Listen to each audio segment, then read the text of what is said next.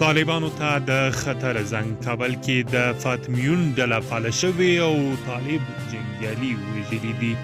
سلام درنو لیدونکو، وخت مو بخیر، ستړي مه شئ. ستاسې پام راوړم د دې ساعت لنډ او تازه خبر ته.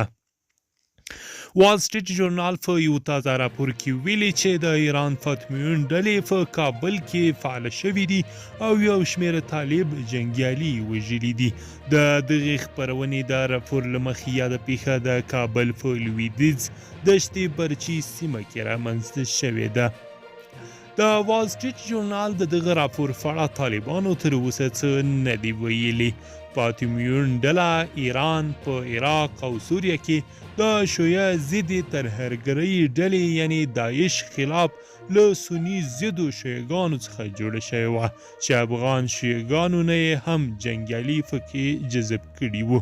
په افغانستان کې د داعش ډلې د فعالېدو له پیل سره د فاطمیون ډلې د فعالیتونو د پیل خبر هم ورکړل شوی او یو شمېر ایراني پلوه سیاسي او مذهبي څېرې یې ملاتړي ګڼل کېدلې.